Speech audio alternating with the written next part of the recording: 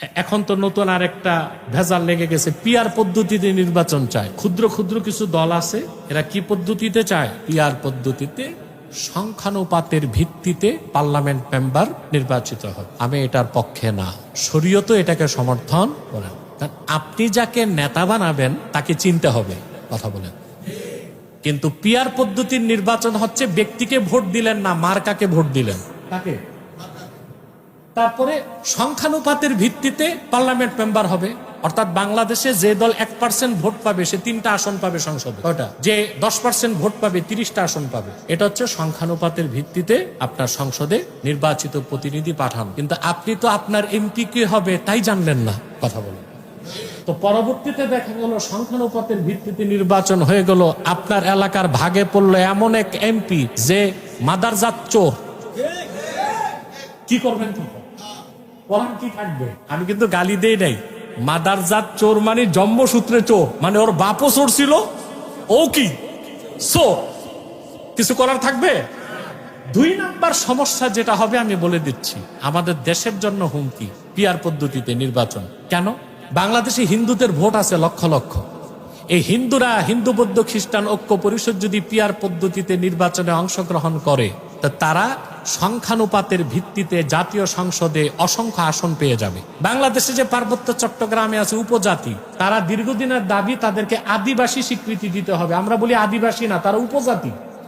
তারাও পিআর পদ্ধতিতে নির্বাচন করে সংসদে অসংখ্য আসন নিয়ে নিবে। তখন হবে কি, ভবিষ্যৎ বাংলাদেশের স্বাধীনতাই হুমকির মুখে পড়ে যাবে।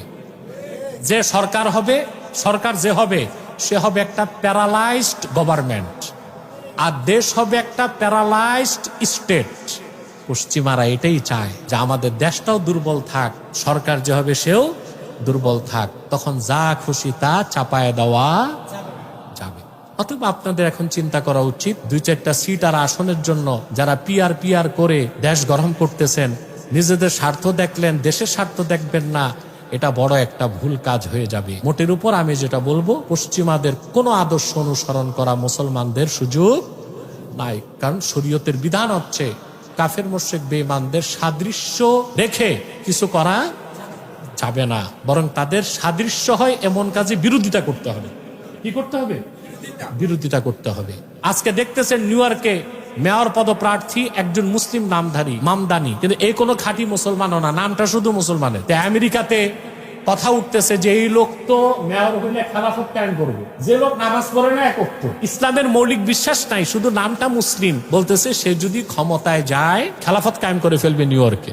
প্রেসিডেন্ট ট্রাম্পের মতো মানুষ, এটা তেমনি পাটে, সেও খুব মন্তব্য করতেছে এই মুসলিমকে মেয়র হতে দেওয়া হবে না। আর বাংলাদেশে পশ্চিমাদের আদর্শ অনুসরণ করে, সভ্যতার অনুসরণ করে একদল দাড়িওয়ালা টুপিওয়ালা মৌলবী সাহেবরাও আজকে মাঠে নামছে, রাজনীতিতে উদারতা দেখায় যে আমরা কে মুসলিম কে অমুসলিম এগুলো দেখার দরকার নাই, কাফের মুশরিক বেঈমান সব আমরা ভাই ভাই, একসাথে আমরা দেশ চালাবো। নাউজুবিল্লাহ বলবেন না? ভাই বানানোর আর মানুষ পায় না। আল্লাহ আমাদেরকে পশ্চিমাদের অপসংস্কৃতি ও সভ্যতা নামের অসভ্যতা থেকে রক্ষা করুন, বলুন আল্লাহুম্মা আমিন। আল্লাহ আমাদেরকে সুন্নত তরিকায় চলার তৌফিক দান করুন। প্রিয় ভাইরা, পরকালের মুক্তির জন্য শুধু সুন্নতের অনুসরণ করবেন না, ইহকালের কল্যাণের জন্য সুন্নতের অনুসরণ করতে হবে। ইমাম আহমদ বিন হাম্বল তার মুসনাদে একটা হাদিস রাওয়ায়াত করেছেন, রাসূল করিম সাল্লাল্লাহু আলাইহি ওয়াসাল্লাম ইরশাদ করেছেন, বুইস্তু বিস-সাইফি বাইনা ইয়াদাইস সাআ হাত্তা ইউবাদাল্লাহু ওয়াহদাহু লা শারীকা লাহ ওয়া জুইলা রিজকি তাহতা যিল্লি রুমহি ওয়া জুইলা যিল্লাতু ওয়াস-সাগারু আলা মান খালাফা আমরি ওয়া মান তাশাব্বাহা বিকাওমিন ফাহুয়া মিনহুম। আহমদ বিন হাম্বল তার মুসনাদে মারফু মুত্তাসিল সনদে এই হাদিস বর্ণনা করেছেন।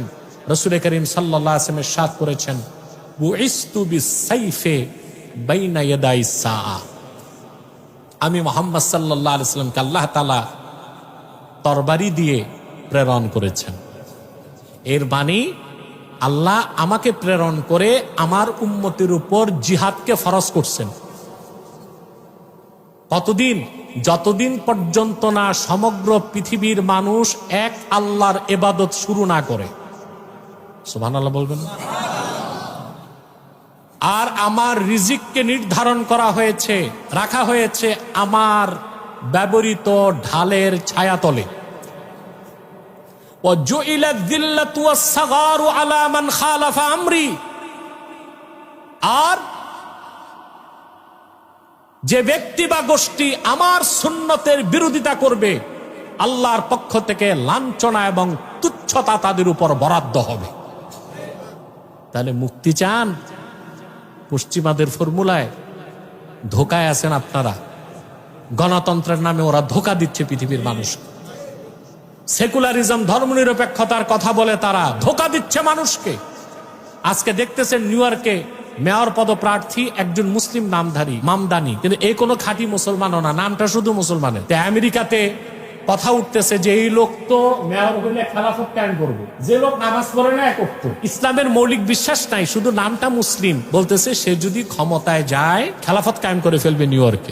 প্রেসিডেন্ট ট্রাম্পের মতো মানুষ, এটা তেমনি পাটে, সেও খুব মন্তব্য করতেছে এই মুসলিমকে মেয়র হতে দেওয়া হবে না। আর বাংলাদেশে পশ্চিমাদের আদর্শ অনুসরণ করে, সভ্যতার অনুসরণ করে একদল দাড়িওয়ালা, টুপিওয়ালা মৌলবী সাহেবরাও আজকে মাঠে নামছে, রাজনীতিতে উদারতা দেখায় যে আমরা কে মুসলিম কে অমুসলিম এগুলো দেখার দরকার নাই, কাফের মুশরিক বেঈমান সব আমরা ভাই ভাই, একসাথে আমরা দেশ চালাবো।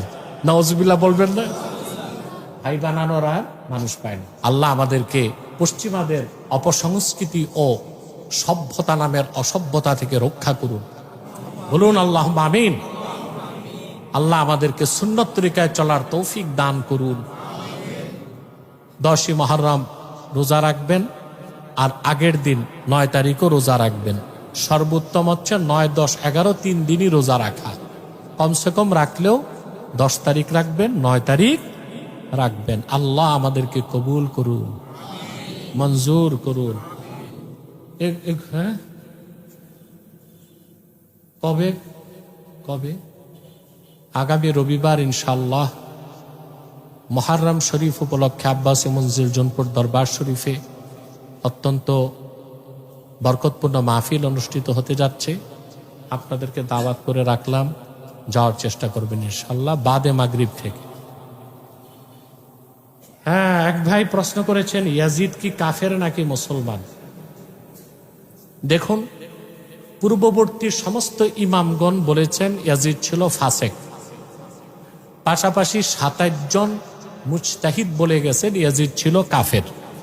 কি ছিল? হানাফি মাযহাবের শ্রেষ্ঠ তাফসীরের কিতাব রুহুল মাআনি 25তম খণ্ড 309 পৃষ্ঠায় মাহমুদ আলুসি ইয়াজিদের ব্যাপারে 3 পৃষ্ঠা আলোচনা করছেন। কত পৃষ্ঠা? তারপরে উনি ওনার রায় দিয়েছেন। মাহমুদ আলুসি হানাফি, উনি বলেছেন ওয়া আকুলু ইন্নাল খাবিসা লাম ইউসাদ্দিক বিরিসালাতিন নবী সাল্লাল্লাহু আলাইহি সাল্লাম। যে দীর্ঘ গবেষণার পর আমি বলি যে এই খবিস ইয়াজিদ কুলাঙ্গার, সে আল্লাহ রাসূল সাল্লাল্লাহু আলাইহি সাল্লামের রিসালাতকে বিশ্বাস করত না। তো তার কি আর মুসলমান বলা যায়? এ ব্যাপারে আমাদের ডকুমেন্টারি আলোচনা আছে, দেখে নেবেন। আশুরার দিন কেঁদে কেঁদে বুক চাপড়ানো কি জায়েজ? না জায়েজ কাজ।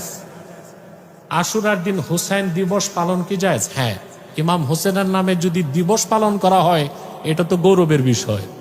তবে ওই কিসমত কি হবে আপনাদের? মনে হয় না। বাস, বাকি প্রশ্ন আজকে থাক, ইনশাল্লাহ রবিবার মাহফিলে দেওয়া হবে। যাদের সুন্নত বাকি দাঁড়িয়ে সুন্নত আদায় করুন।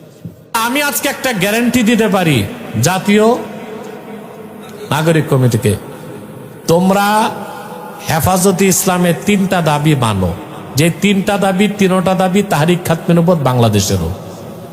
তার প্রথমটা হচ্ছে তোমরা ঘোষণা দাও, তোমরা যদি ক্ষমতায় যাও কাদিয়ানীদেরকে রাষ্ট্রীয়ভাবে অমুসলিম ঘোষণা করবা। 2, তোমরা যদি ঘোষণা দাও শাতেম ও মুরতাদদের শায়েস্তা করতে ব্লাসফেমি আইন করবা।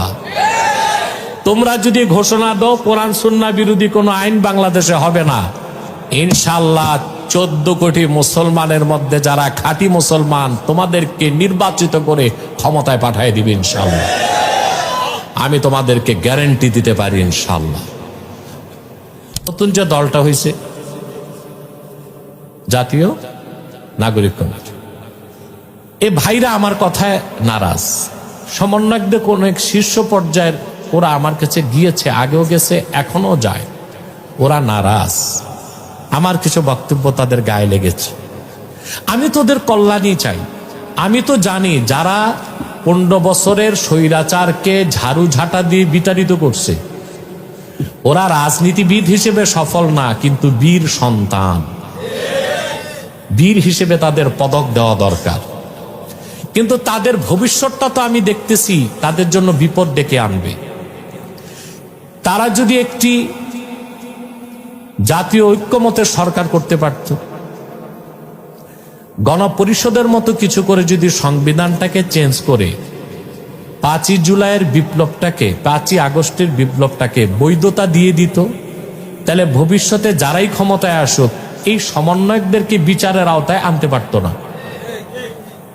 আমি সহজ করে বলি আপনাদেরকে, 71 সালে পাক বাহিনী এদেশের মা বোনদেরকে হত্যা করছে না, মানুষকে? কথা বলেন। আবার মুক্তিযোদ্ধারা রাজাকার বলে অসংখ্য নিরীহ মুসলমানকে হত্যা করে নেই। ওই মুক্তিযোদ্ধাদের বিচার হয়েছে কেন? সেটা বিপ্লব ছিল। রাষ্ট্র বলেছে যে না, ওই কাজটা বৈধ ছিল।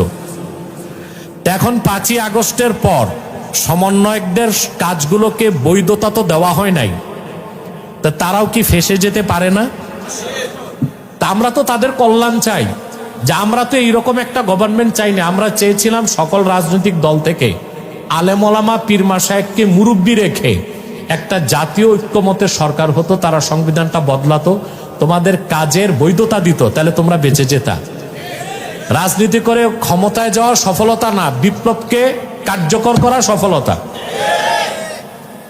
দ্বিতীয় হচ্ছে, এদেশের মানুষের রগ রেশা না চিনলে তোমরা তো ভোট পাবা না।